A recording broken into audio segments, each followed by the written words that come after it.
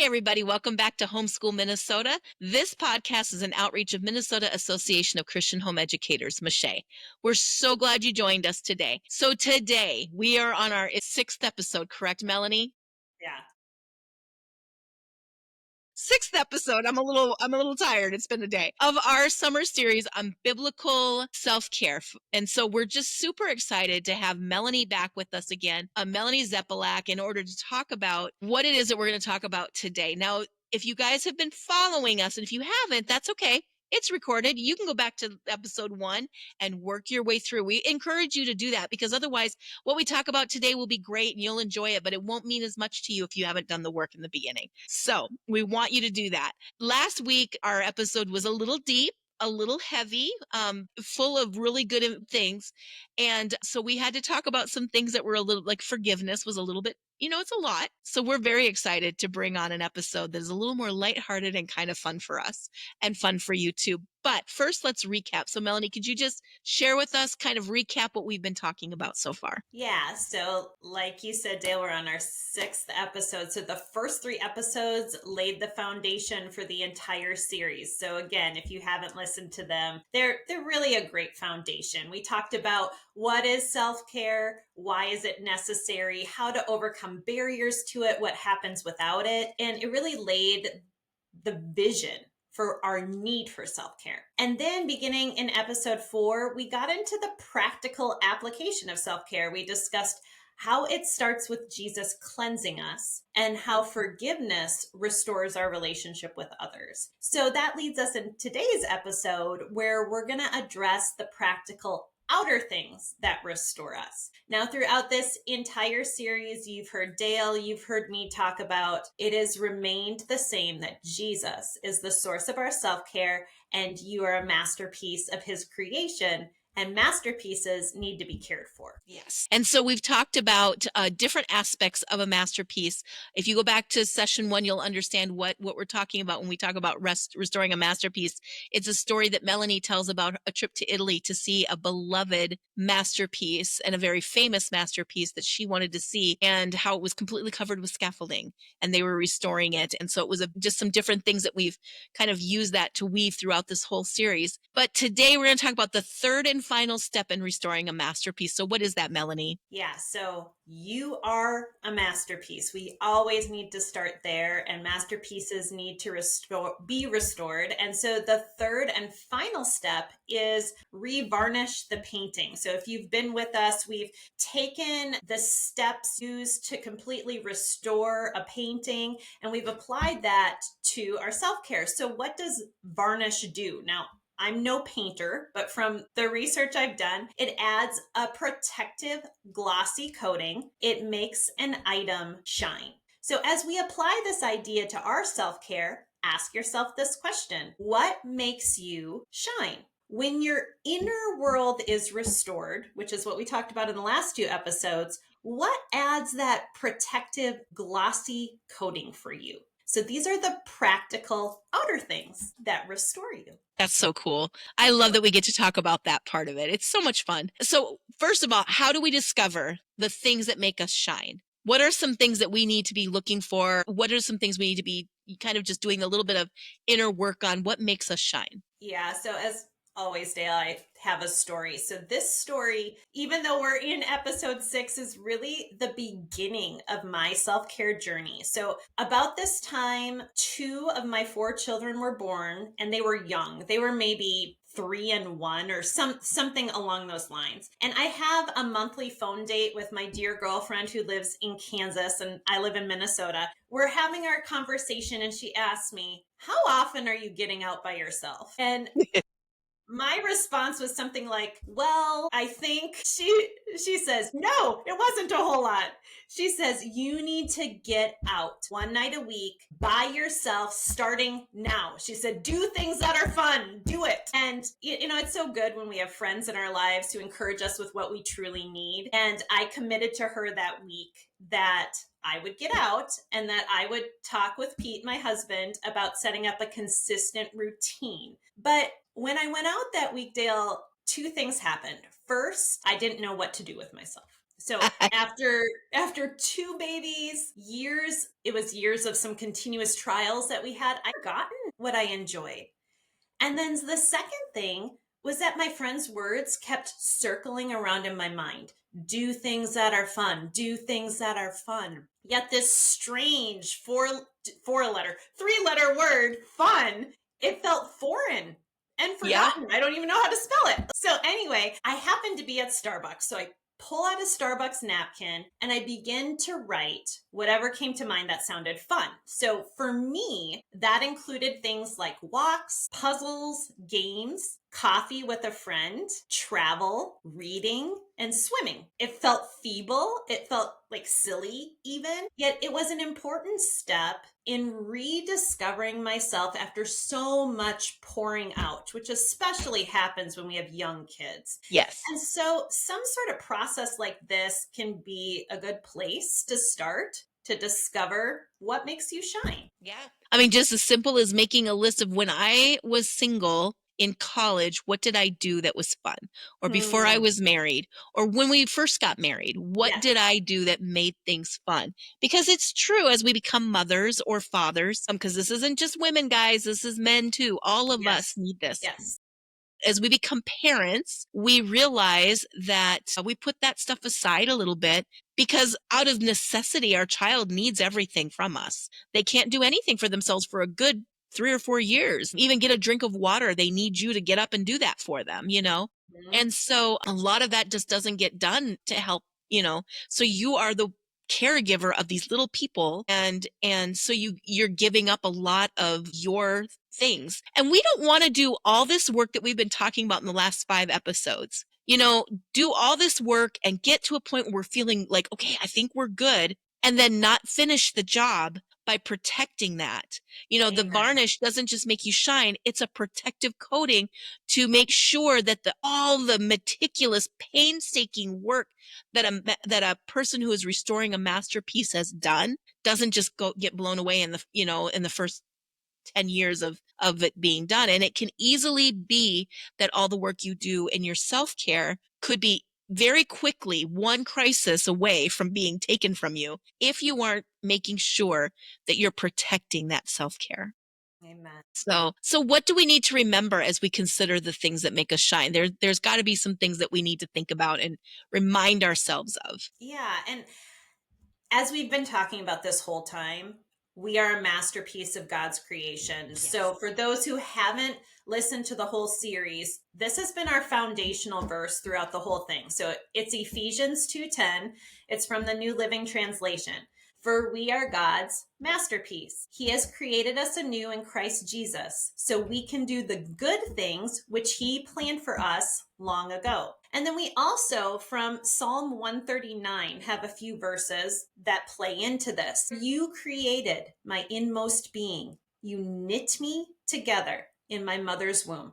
And then a little further on, it continues, my frame was not hidden from you when I was made in the secret place, when I was woven together in the depths of the earth. So you're going to get sick of hearing this, but I don't think any of us can hear enough. You are a masterpiece. Dale, you're a masterpiece. I'm a masterpiece of God's creation. So you are uniquely woven by the master's hand. And as such, He made you with specific ideas, desires, talents, gifts, thoughts, and experiences that will lend you to shine in a way that no other person ever has or ever will. So when we look at that second part of that verse, He has created us anew in Christ Jesus so we can do the good things He planned for us long ago. So the good things He planned for each of us is going to be different based off of how He made you uniquely you. So here are a couple examples. My son is in baseball. I was just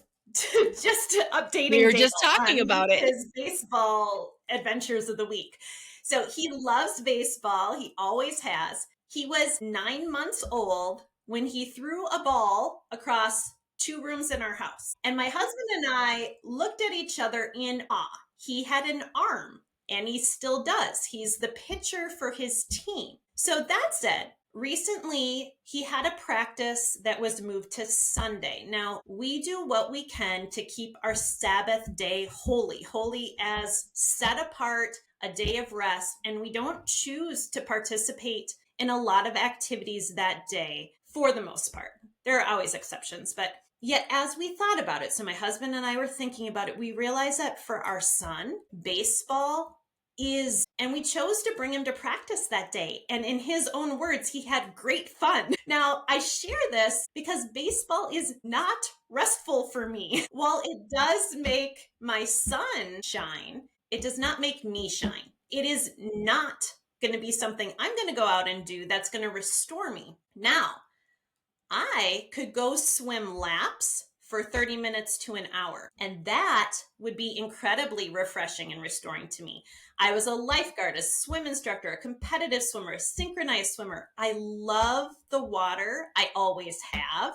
And it's always been something that's restful for me. So as we share ideas here, as Dale and I talk through this, and as you listen, I think it's really important for us to remember you are unique, woven by the Lord. And there's no hard and fast rules in this episode. There's no right and wrong here. There's no like, this is the way that you're going to shine. Well, no, it's going to be different for all of us. So that's an important thing for us to remember. Yeah.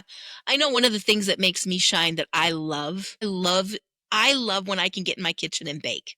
Crazy. I don't actually eat much of it, but when we were living in the mission field, we had a lot of young people on our staff who were away from home for the first time, and so I would have them over. I would bake brownies or cupcakes or cookies or banana bread or whatever, and have them over. And it was just like, to them, it was like banana bread in Japan. Or Right. in, or chocolate chip cookies in Guatemala. And it just made them feel like home, Yeah. and it was like, and it was great for me because during COVID, I was a stress baker. I was totally the stress baker. And our home that we lived in Japan was right backed up against our boys' staff housing. So our guys that were on staff with us lived in the house that we shared, like a little backyard area. And so in the morning I would get up and I would have my quiet time, and then I'd start to feel a little anxiety. Things in Japan were very different than they were in the United States during COVID. And it was a very hard lockdown. There was like no communication between people, nothing. And so I would start to feel kind of anxious because it was just a lot, and there was a lot of fear, and this, just kind of the atmosphere was very fearful. And so I would start baking, and I would bake, brownies, and then I would stick them outside our back door and yell, "Okay, guys, we got snacks." And I could hear them coming out the back door. Yes. They'd return the plate, and the next day, "Okay, guys, we got cookies." And they're like, "Oh, finally, one of them said, "We've like gained 10 pounds in quarantine." I'm like, "That's because I'm stressed out. Pray for my stress, and then you won't get it." But it's like things like that. Now, a lot of people, that would be stressful to them to have to bake cookies or to have to bake bread. But to me, it's a very relaxing, peaceful thing. Yes. Yeah. Yeah. So what are some things, like some consistent ideas because we always like to talk about rhythms. We got to set up rhythms. And this is why we're doing this series. So it ends the end of July. So you have a month, 30 days to get your rhythms together before school starts. It's a really good time to do this, ladies and gentlemen. Let's get this going. What are some ideas for consistent self-care rhythms that make us shine, that we can start working on? Yeah. So I broke these down into daily, weekly, monthly, quarterly, yearly, just because I like to be able to take that big picture view and see how this, as a reminder, this can't be a one and done sort of thing. Self care has got to be a consistent part, like you said, of our rhythms. And so these are some things that have worked for me and for my family over the years. So, like the story I just shared, my children were young. Those are my oldest two. They're now 12 and 10. So, it's been almost a decade. So, as we've talked about this whole series, we're all at different places in our self care. If you're just starting, pick one thing. But I'm sharing these to get the wheels turning, and hopefully you can get some ideas and glean from some of the things I've learned. Daily or almost daily, I have time alone with God, which is essential to my self-care. We call it TOG time, TAWG, time alone with God. I usually do some sort of physical activity, walk or Pilates or my two go-tos. As silly as it might sound, a cup of coffee with cream is self-care for me on an almost daily basis. Something I want to grow into daily is gratitude. I think gratitude is a part of self-care that I'm not as good at as I'd like to be. And so that's a place that I want to grow. Looking weekly over these episodes, you've heard us talk about something we've developed in our home called, for me, it's called mommy time. My husband has a time away too. And that's just a few hours on a weekly basis where I get to be away from the house and away from parenting and do something that I enjoy, how I can use that time how I want. I also learned that I personally really enjoy a time with just women on a consistent basis. So this winter and spring, I had a book study that met at our house, and that was a huge blessing to me. An area I want to grow in weekly is a walk in nature year round. And I'm in mid-state Minnesota, but there have been many studies that have shown in my personal experience that one walk in nature, like in real woods, not like a park, is it raises serotonin levels and they stay raised for a week. Now, serotonin is known as the happy hormone. So it's responsible for stabilizing mood, feelings of well-being, happiness, focus, and calm. And so to me, that's kind of a no-brainer for self-care, but I'm not great at that right now. That's not a natural to me. It is a natural to my sister-in-law. She's out in nature all the time. And so again, we're all wired differently and we all have places we can grow. Monthly, I have a phone date with probably my closest girlfriend. She lives in Kansas, and that revives me. It blesses me. We pray together. We talk. It's a huge blessing. This ministry that the Lord has encouraged and blessed me to launch, Sanctuary of Home, writing and working on that. While it's work, it's an overflow of who I am, who God made me to be. And I'm so passionate about the message that in a certain way, even this podcast refreshes me. So that's a couple of monthly things. Quarterly, I think if you've heard any of the previous episodes, you heard my homeschool consultant encourage me to get out a minimum of 24 hours quarterly. And we've really tried to implement that because it's made a huge difference in our family. My kids notice it. My husband notices it. So it's often a brief overnight, sometimes two, sometimes I get two, but usually it's 24 hours, just a little bit more extended time away. Yearly, we try to get away as a family or just my husband and I. And then in general, I almost always have a fun fiction book that I'm reading, which is totally self-care to me. It is super reviving to have a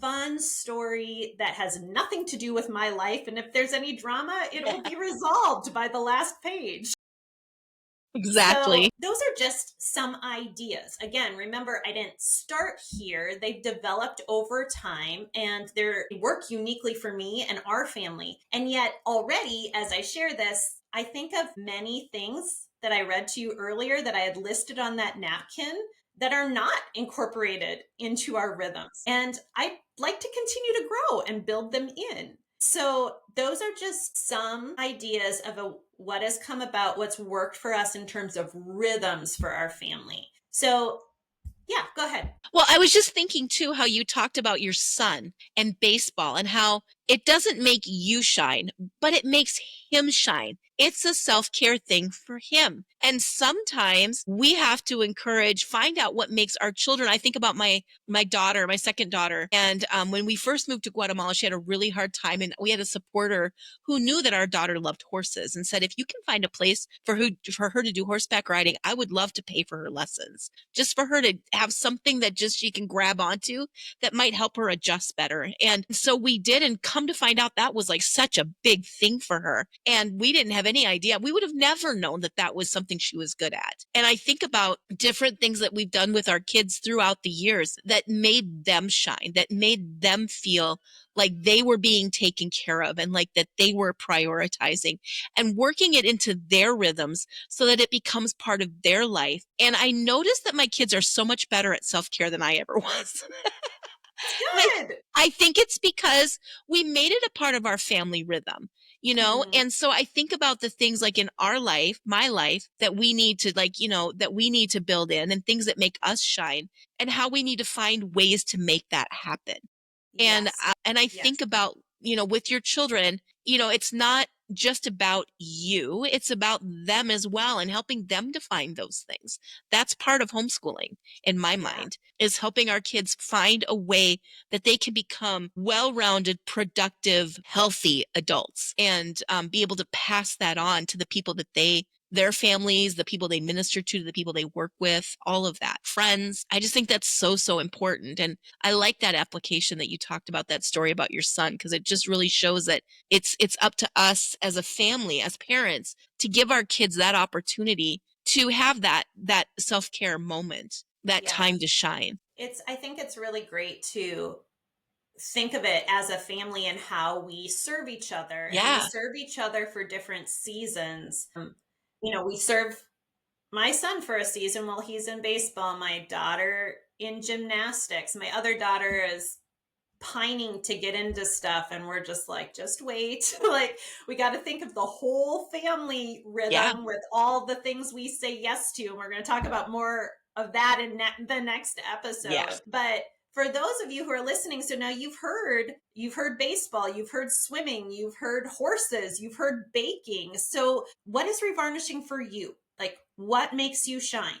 Other ideas, they're mountain biking, gardening, painting, journaling, refinishing furniture, knitting, a book club, running, jokes, cooking. The list is, There's but like, endless. it's Yeah. endless. Like you said, though, Dale, I think it's important to know we have to be intentional and plan in these activities that make us shine. They don't just happen. Even though we like them and we enjoy them, we still need to put them on the calendar like we would any other appointment, or we need to plan to do them with someone else who enjoys that activity, if that would enable you to shine, because some of us are going to shine more by being restored with others, and some of us are going to shine more by being restored by ourselves. But then that also leads to another idea, which is encourage yourself to explore and try new things. Like, another thing to ask is there something I've always been interested in trying? Like, maybe now's the time. Is somebody else interested in that? Like, sign up for a short class, see if it's something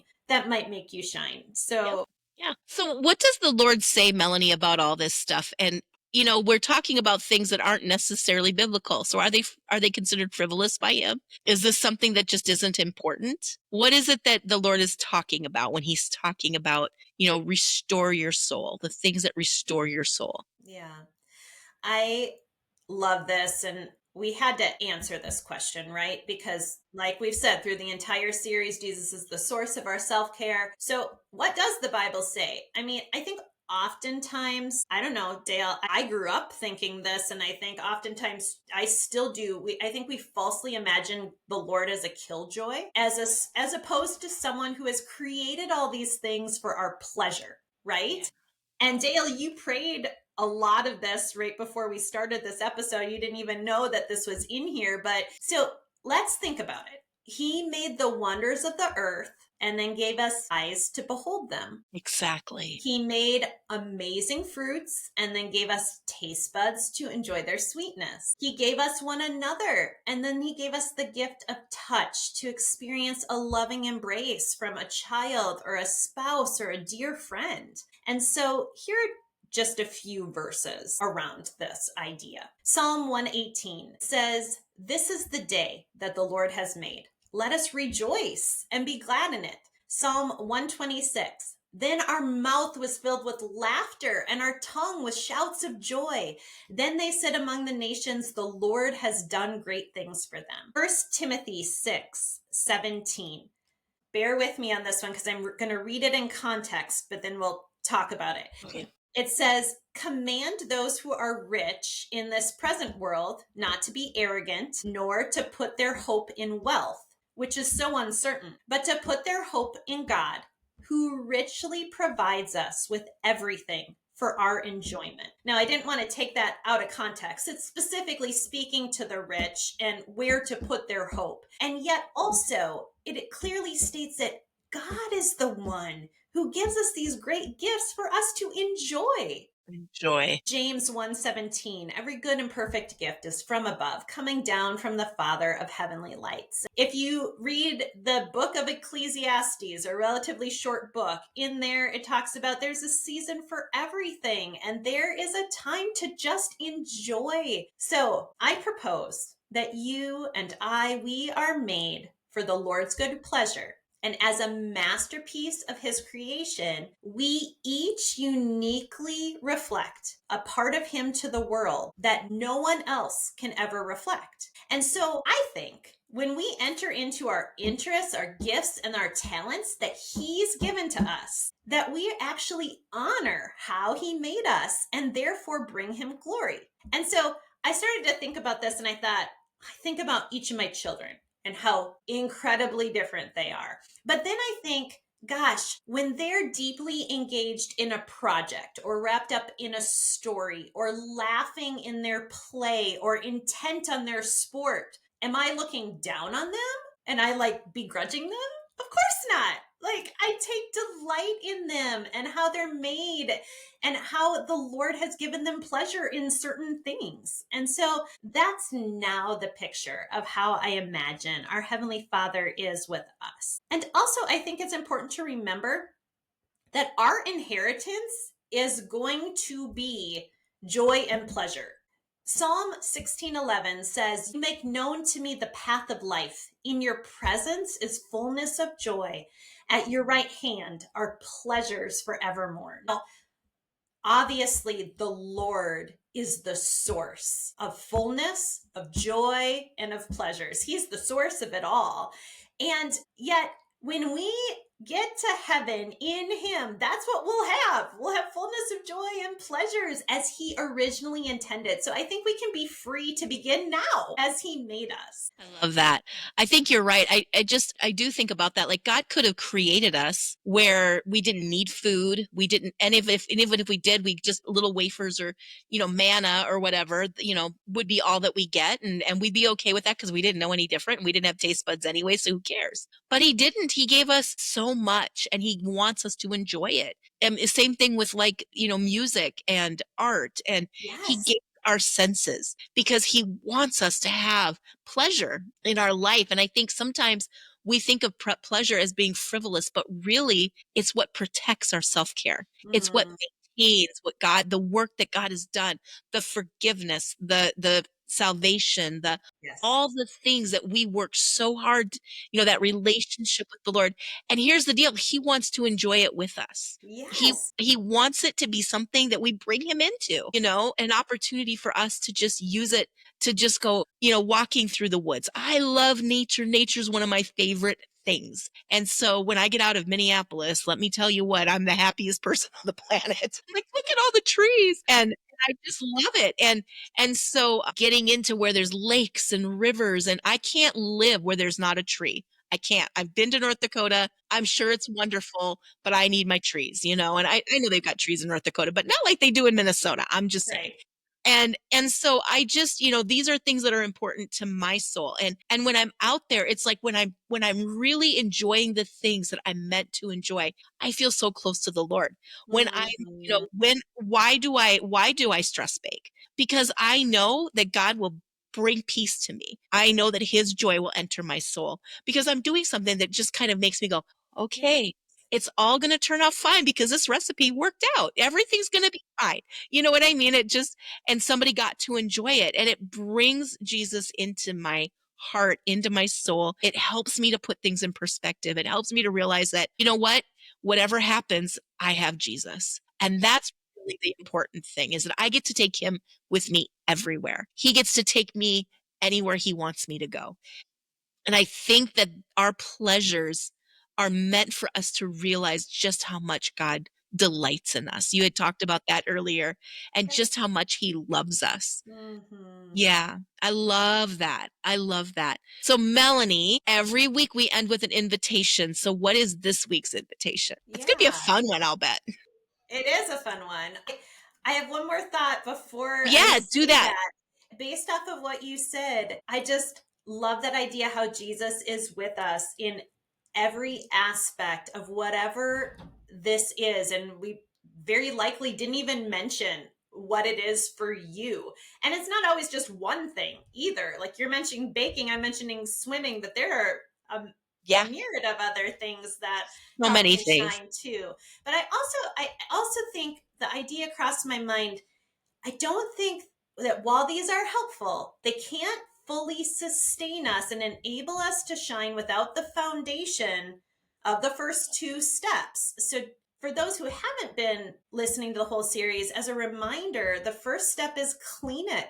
Be cleansed by Jesus. And the second step is repair it, forgiveness of and by others. And sometimes that's even forgiving ourselves. But I think all the way back to Da Vinci's Last Supper, when I was in Italy, what Dale was talking about at the beginning, what I talked about in the first couple episodes, would it have benefited the painting if the restorers put the varnish on first? Like, if they had all the scaffolding up and they just start varnishing it as it is before cleaning it and before repairing it and fixing it. Well, of course not. That would feel absurd. So I just think in the same way with our self-care, when we put first things first, second things will follow and it will all be replenishing and Yeah. restoring.